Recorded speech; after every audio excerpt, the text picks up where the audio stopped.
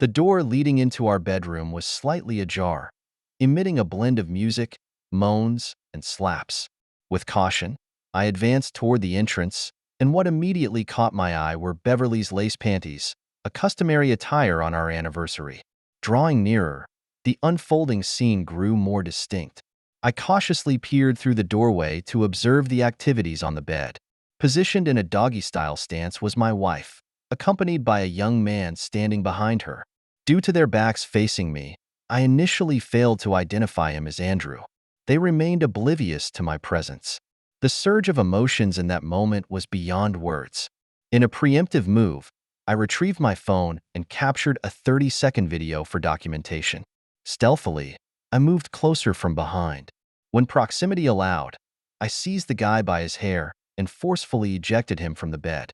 "Tony, it's not what you're imagining," resonated Beverly's voice, her final words before I swiftly escorted her paramour out, loading him into my Hummer. It was a day teeming with unforeseen events, a day that would reshape the trajectory of my life entirely. And now, I'm here to narrate the saga for you. Relax and immerse yourself. I am Tony, and Beverly and I have journeyed through 18 years of matrimony together. Our daughter, Ruby, whom we have nurtured, is embarking on her inaugural year of college. I provide the main source of income, while Beverly adeptly manages our household.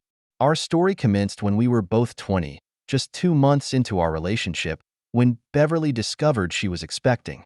Despite the uncertainties, I embraced the news and promptly proposed. Times were challenging. Neither of us pursued higher education, with Beverly concentrating on domestic affairs and the imminent arrival of Ruby. Our situation only grew more challenging when I lost my job, leaving us in a financial abyss. We resorted to loans and cramped living conditions in my parents' small home, unsure of what the future held. When Ruby turned 4, my job situation improved, and we started receiving a stable income. Eventually, we moved out of my parents' place, buying a small but cozy house on the outskirts of the city. I wanted my daughter Ruby to grow up in good conditions, so I found a side job. I worked during the day at my main job and in the evening until late into the night at the second one. It was a challenging time, and I'm glad we managed to break free. We completely paid off all our debts, bought the house, and 2 years ago, I bought a Hummer that we had been saving up for. We also saved money for Ruby's college education. I climbed the career ladder, although previously I thought it would be impossible without education. But thanks to working hard and showing initiative, my boss encouraged me, and I eventually reached a high position. Now, my salary is enough to fully support the family. We didn't live a lavish life, but we have everything we need. And the most important thing is that my daughter Ruby feels great. I always thought I was raising my daughter correctly, but my stress increased when she brought her first boyfriend, Andrew, into our home. He was in the same college as Ruby, but on the 3rd year.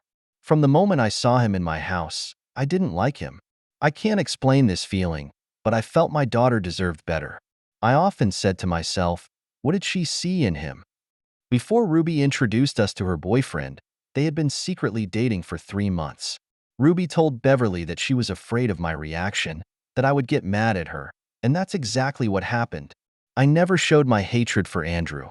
On the contrary, I was friendly and sociable. I always asked him questions and supported him during conversations, but I felt that Andrew was somehow reaching out to someone. However, whenever he crossed the threshold of our house, I went up to Ruby and talked to her. One of these conversations took place the day before. That very day, Dad, I don't even want to touch on this topic. Andrew is a normal guy, Ruby said as soon as I opened the door. I'm not interested in your opinion. I see it from a different perspective, she continued. I'm not scolding you. I come home, and I have to finish leftovers because Andrew eats a lot and consumes my food.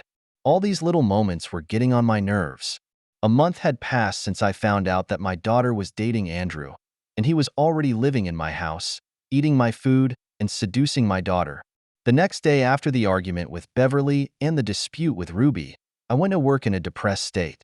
Ruby was going to an exam, and Beverly was taking care of household matters. I was driving and thinking, if I kick this brat out of my house now, my wife and daughter won't forgive me. What should I do? Then I never found an answer to my question, but the workday started productively. I completed all the morning tasks and prepared for a meeting where I had to present a new project. Tony, you haven't forgotten that we have a meeting in an hour and a half, have you? Did you prepare everything? Didn't forget anything? Richard, my boss, said. No, sir. I'm fully prepared, I replied and suddenly remembered that I left all the documents at home. How could I forget them? Flashed in my mind, and in panic, I rushed to my assistant, telling her I needed to leave for about 30 minutes and asked her to cover for me. Okay, Mr. Tony, I'll take care of it, she replied at the speed of light. I ran to my car and headed home. On the way home, I tried calling Beverly to ask her to retrieve the documents from the living room and quickly bring them to me, but she didn't answer the phone. Then I decided to call Ruby, hoping she was already at home. Dad, are you out of your mind? I'm still waiting for my turn, and you're calling and distracting me. I told you I would call as soon as I finished the exam, she said and hung up. I was driving fast, and I had to exceed the speed limit. I shouldn't mess up this meeting, I thought to myself, because if they approve my project, it means an immediate bonus, a salary increase, and a chance to elevate my position. Arriving home, I glanced at the clock. It was 11:15 p.m., darn it. I only drove for 30 minutes to get home, and the meeting was scheduled for 9 p.m., I realized. It meant I needed to quickly enter the house. The front door turned out to be locked, which surprised me as it's usually open during the day, and I never carried keys not to lose them. I decided to try the back entrance, but it was also closed. Frustrated, I approached the kitchen window and heard loud music playing on the second floor. Apparently, Beverly was cleaning and listening to music. I decided to enter the house through the window, but the problem was that it was partially open. To get inside, I had to reach across the street to the handle. Luckily, my stretch did not fail me, and I managed to shift it and fully climb inside. The first thing that caught my eye was the mess the house was in. It was in the same state as it was in the morning when I left for work. Loud music was playing on the second floor, so I decided to go upstairs. However, I suddenly noticed Beverly's phone lying on the nightstand. It had 3 missed calls from me, and below, I saw messages from Andrew, but I couldn't read them because the phone was locked. An unpleasant feeling overwhelmed me. Why does this guy have my wife's contacts? Or is this normal now? I thought, and went to the second floor. Due to the loud music, I couldn't discern things at first, but as I ascended, I heard moans. When I reached the corridor on the second floor, I distinctly heard the moans of my wife and slapping sounds. The door to our bedroom was partially open, and music mixed with moans and slaps emanated from there. I approached the door carefully, and the first thing I saw was Beverly's lace panties, which she usually wore on our anniversary. I moved closer, and the scene became clearer. I leaned cautiously into the doorway to see what was happening on the bed. I saw my wife in a doggy-style position, and behind her stood a young guy. From behind, I couldn't immediately recognize him as Andrew. They didn't notice me because their backs were turned. The emotions at that moment were indescribable. I took out my phone and recorded a 30-second video just in case. Then I stealthily approached from behind. When I was as close as possible, I grabbed the guy by the hair and threw him off the bed with all my strength.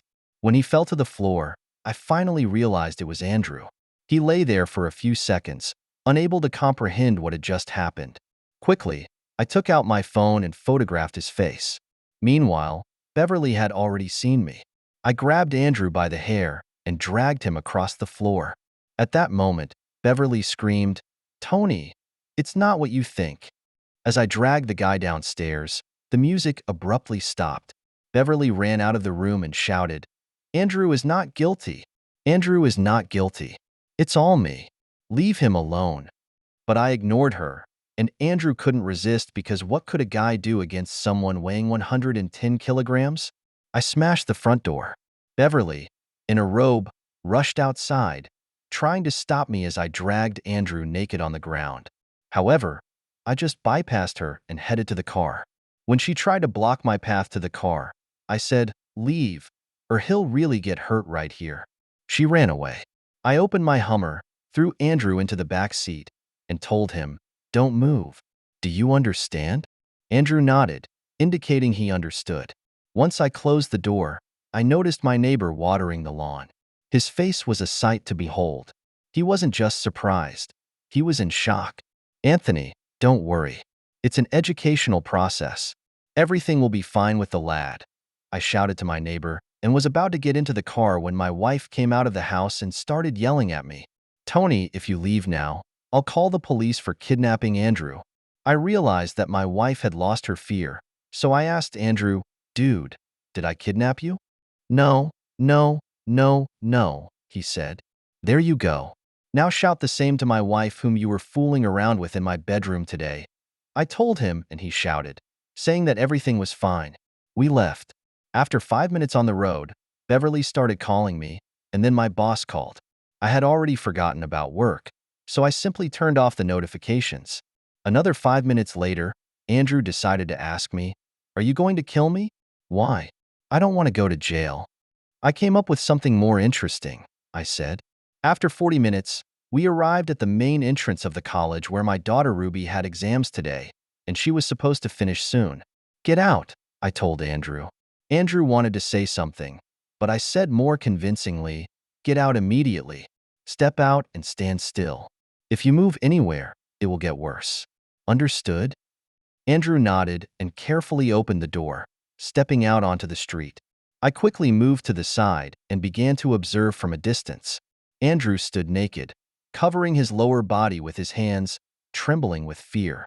In my thoughts, I was like, he's a hero in seducing my wife. He could have just run away or not gotten out of the car. He's a coward and weak after all. Who am I to make him do anything? But it amused me that he followed my instructions. After 3 minutes, a crowd of students gathered around him, wondering what was happening and what he was doing there. Some guys started laughing at him and throwing paper scraps. Someone took pictures, and others just stood and watched from the sidelines like me. Suddenly, Ruby came out of the main entrance, no smile on her face. Most likely, she first called Beverly, and Beverly told her that her supposedly tyrant father had kidnapped her boyfriend. The funniest thing was that it turned out to be true. Beverly really told Ruby and portrayed me as a monster. I quickly went to Ruby to prevent her from approaching Andrew. At that moment, Andrew started shouting at Ruby and calling her. I began to approach Ruby, but she started moving away from me and went in the completely opposite direction. At that moment, Andrew wanted to run towards Ruby, but some guy stopped him and knocked him to the ground. Someone called the police on Andrew because he dared to appear in such a state near an educational institution. I went after Ruby, shouting to her that I would explain everything, but she accelerated her pace, and I had to run after her. In the end, she also started running, calling for help. I realized it was pointless. Was returning to the car, I saw a police car where they were putting Andrew. I smirked. In the car, I decided to turn on notifications and saw a message from Ruby. Never approached me again. More than 6 missed calls from Beverly and 23 missed calls from my boss. This is bad. I didn't know what to do with myself, so I went to a bar and stayed there until morning. I started with beer and ended up with whiskey. I met some guys in the bar, to whom I told my story. They didn't believe me, but I showed them the photos, and they were shocked. In the morning, I didn't get behind the wheel. I called a taxi and went to the hostel. There, I spent 2 days, bought a pen and a notebook, and thought about what to do next. I wrote to my boss briefly explaining the situation. He seemed to understand me and told me to get in touch once everything was settled. So, I turned off my phone. On the second day, I finally developed a plan, wrote down all the risks, and realized it was time to go home. My main goal was to remain on good terms with my daughter. I understood that at first she would be against me, but I hoped that over time she would understand me. After driving 500 m, the police stopped me, and I had to go to the police station. As it turned out, Beverly had filed a statement against me, stating that I had broken into the house during the day, hit her first, and then kidnapped Tony, forcing him to stand naked near the college under threat. It was also stated that Beverly had been suffering from domestic violence on my part for 3 years. But what surprised me the most was a statement from Ruby, who indicated the same thing. At first, I was bewildered. I was accused of domestic violence. I initially demanded my lawyer. On the same day, I wrote everything as it really happened, attaching evidence, video footage, and photos. I stated that Andrew voluntarily went with me and my neighbor, who was watering his lawn at that moment, confirmed it. He affirmed that Andrew didn't resist and heard no threats. My neighbor also mentioned that I was calm, and he had never seen anything suspicious. I also specified that Andrew walked out onto the street near the college on his own. I didn't pull him out forcibly. Meanwhile, Andrew was arrested, and my statement was accepted. Later, Beverly and Ruby arrived with a lawyer. They were summoned because their testimonies were completely different, and they had no evidence. Ruby didn't even look at me, while Beverly threw a disdainful glance my way. I felt hurt by how my wife treated me. The lawyer told me that Ruby didn't know about any connection between Beverly and Andrew, but they would find out during the interrogations. My lawyer's prediction turned out to be accurate. When Ruby came out into the hallway, she hugged me tightly and began apologizing.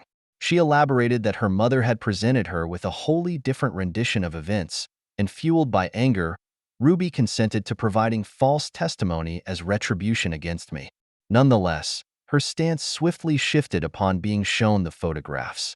I harbored no resentment towards Ruby. I simply felt relieved that she sided with me. Several months later, our marriage was legally dissolved in court, our property sold, and the proceeds divided equitably. Beverly was obligated to compensate me significantly for her unfounded allegations. Andrew regained his freedom, albeit he faced expulsion from college and chose to depart due to the derision he endured once the truth emerged. My employer demonstrated understanding and rescheduled the hearings. During this interval, I refined and enhanced my work, presented it, and secured approval. In recognition, I received a bonus, a doubled salary, and a substantial raise. I downsized to a smaller residence and settled for a more modest vehicle. Ruby opted to reside with me, at least until her college graduation. Beverly relocated to her parents' home and sought employment to fulfill her financial obligation to me. Understandably, Ruby is unwilling to communicate with Beverly, a sentiment I wholeheartedly empathize with. Overall, life has stabilized. I wish to impart to every listener the realization that unforeseen circumstances can arise in life, necessitating prompt decision-making. Do I lament the past? For a time, yes, but I now perceive it as an opportunity for a fresh start. I allocate more time to self-care, have joined a gym, and prioritize my relationship with my daughter. I can confidently affirm that I am content, and I hope my narrative imparts valuable insights to you, fostering personal growth. I wouldn't wish such experiences on anyone, hence I extend my best wishes to all. Thank you for lending an ear to my story, and gratitude to the Aurora Stories channel for the platform they provide. The genesis of this endeavor stems from a tale shared by one of our subscribers via email, prompting the creation of a dedicated platform where our audience can share their own anecdotes, be they personal or involving acquaintances. We invite everyone to contribute their stories. These narratives will be featured at the conclusion of each video. What are your thoughts on this venture? We eagerly anticipate your feedback in the comments section. With sufficient positive responses, we will proceed with its implementation. Now, let's resume the narrative. Do you believe the protagonist's swift action was justified, or should they have waited to gather evidence over time? Furthermore, why do you speculate the main character's spouse engaged in an affair with their daughter's boyfriend? And was it an isolated incident? Share your perspectives in the comments. And with that, we conclude. Remember to subscribe to our channel, leave us a thumbs up, and keep smiling. Best wishes to all.